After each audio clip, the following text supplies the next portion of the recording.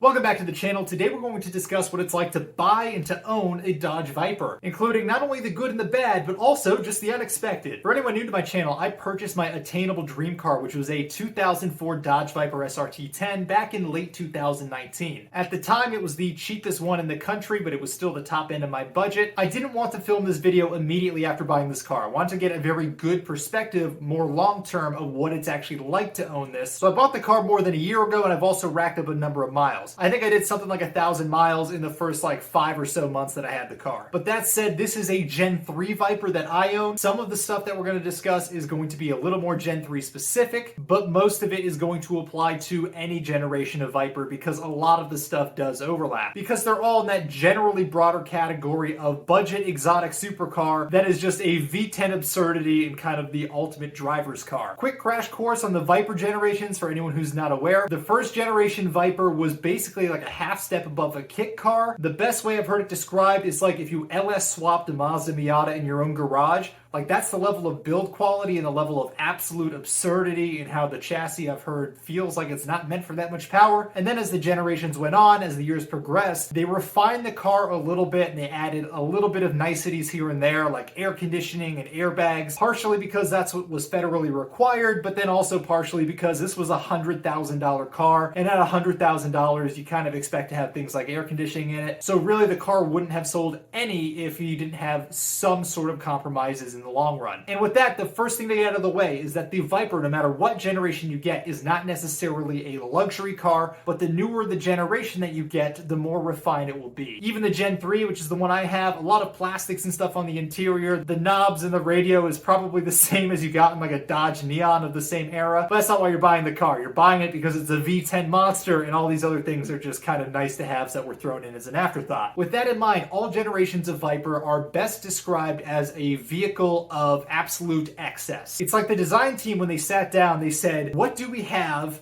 and how can we add more of it? V8 muscle cars were like the American standard. They were like, nope, that's not enough. Let's add 2 more cylinders. What's the displacement of a Ferrari V10? We're gonna go more than that. How big of brakes can we fit? Let's go bigger. Although the caveat to that is that the very first generation, I've heard the brakes are not great. This is gonna come up in a few different places throughout the video, but just know that everything about this car is completely built on excess. There's 6 lugs on the wheels. Everything is overkill. It is absolutely insane. Now, the other way to best describe this car is that it is basically a motorcycle. And in another video, I did a full discussion on whether or not I think the Dodge Viper is dangerous. I gave a lot more details in that video, but basically everything about the Viper from a driver's aids perspective and from a level of protection perspective, it's pretty much equivalent to a motorcycle. It's disgustingly fast, but only when it's in the hands of a capable operator. And also, if something happens and something goes awry, there's not a whole lot in place to protect you in the event that you are in an accident. So if you get absolutely nothing else out of this, it's a vehicle of excess and it's basically a motorcycle. Next is that these are obviously rare cars. This is an entry-level or budget exotic / supercar. And some people are like, oh, it's a domestic, so it can't be a supercar. Listen, it's a V10 with a 6-speed manual transmission and no driver's aids. It is the most raw driving car there is. Look at any of the numbers for acceleration and performance. It's got over 500 horsepower for the Gen 3, and the numbers went up from there for the newer generations. I don't care how you look at it, it is a supercar. You cannot convince me otherwise. It is absurd. Now, this is the first car that I personally own that falls into that exotic supercar category. Obviously, this is on the more attainable end of that spectrum, but because of that, if you want to finance one of these, you can't do it through a traditional car loan because they're older, but they're also still extremely valuable. Even before the car market really took off post-COVID, these were still not necessarily cheap vehicles. So the way to finance them, and this is actually what I did, is to finance them as a collector's car or as a classic car. I went into it thinking that I could just finance it as a used car, but then they said it had to be like a 36-month payoff. So the monthly payment was actually going to be more than I paid for the mortgage on my house. So I pretty much told them, no way, I'm not doing that. That's absurd. I'm not paying. It was like $1,600 a month or something just to go to a car payment, plus you have to do insurance and stuff. But if you finance it as a collector's car or a classic car, they do a longer loan term so you can get a more reasonable monthly payment. That said, the monthly payment for mine is about $600 a month, which again, still not inexpensive, but a lot not better than a lot of the other cars in this same performance bracket. The next item, which I just briefly mentioned, is insurance. This is actually a lot less expensive than I thought it would be to insure. Insurance rates are comparable to a C6 Z06 Corvette as well, and I think that is the most direct competitor for the Gen 3 Viper, but both of them, because of the price point, the types of people who could afford these are generally a little bit more responsible and have some concept of the consequences of their actions. So as a result of that, I think accident rates per mile are a little bit lower, which leads to insurance prices on these being lower than what you would actually expect them to be. Now, I have a clean driving record and I live in southern New Hampshire. Insurance rates here in general are not too expensive, but on my 2011 Mustang GT, I was paying about $1,400 a year. On the Viper, I'm paying about $1,600 a year. For comparison, a 370Z, when I got a quote for that, I couldn't find a quote cheaper than about $1,800 a year. So it's cheaper to insure a Dodge Viper in a C6 Z06 than it is to insure a 370Z, just because the accident rates on those are so high. The next tangent of it being an exotic car is that it is rare. It is obviously a lot more rare than the Mustang, a lot more rare than the Corvettes, and on the higher production years, they still only made roughly 1,000 of these per year. Most years closer to about 300 units per year. So for me personally, from the time I started looking until the time I was actually able to buy one, it was about a 3 to 3.5 month process of searching. So if you want one of these or any other car that's comparably rare, you gotta be patient, you gotta wait for one to come up. That's the reality of the situation. The other part of that is parts availability, which is something I didn't really think of prior to buying the car. Fortunately, this at the end of the day is a domestic car. So if you do need to special order parts, they are coming domestically, so it's not as bad as something like a Ferrari or a Lamborghini where you have to special order it and it has to ship from Italy. But parts availability is a concern. There's only 2 or 3 suppliers that I've found that consistently have parts for these cars. Most of the regular maintenance items like brakes and stuff, those aren't necessarily an issue, but anything that's a little more specialty, so like sensors or body panels or,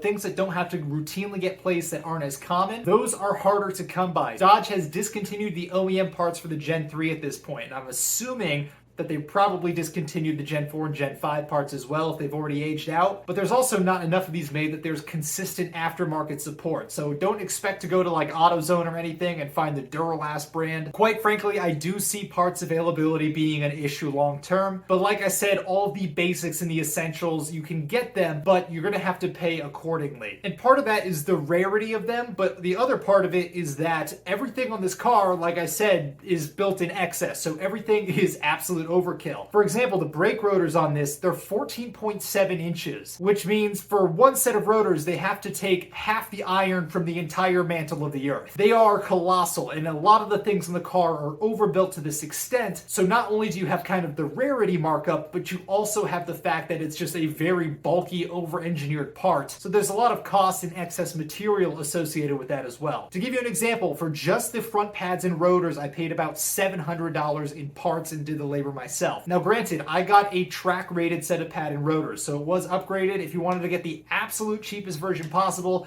you could probably get away with it for about $450 to $500 of parts, but that is still not inexpensive. I could do all 4 corners on my WRX for about $300, and even my Mustang GT, when I got a track rated set of pads and rotors, it was about $450 to $500 for all 4 corners. So parts aren't cheap, but they're also not as obscenely overpriced as some of the foreign cars you could consider at that price point. Now, here's the good news about this, is that at the end of the day, it is still a Dodge. It's still a domestic car, and it is a relatively simple car mechanically. So the good news is, it is fairly reliable. It is a lot more reliable than a lot of the other supercars, especially of that generation and before. But on top of the reliability being better because it's a more simple vehicle, you also have, I think, better serviceability than a lot of the competitors. So for example, there's no engine out services or anything like you get in a lot of the Ferraris of the similar age. And I don't think the service intervals are as often. And even mine, for example, when I first bought it, I did a video, which I'll link below, where I described everything that was wrong with the car. And one of the issues was that the previous owner didn't do any of like the routine maintenance by age or by mileage. So I still have the original wires, I still have the original spark plugs, stuff like that. But even with the original spark plugs and stuff, the car still runs great. And granted, it was never driven in rain or anything, that helps. But a lot of other supercars can get really finicky if you don't routinely change those things every 5 to 7 years. This one, with the original spark plugs at 3 times that age, still runs great with all the original equipment, does not misfire, doesn't skip a beat, and is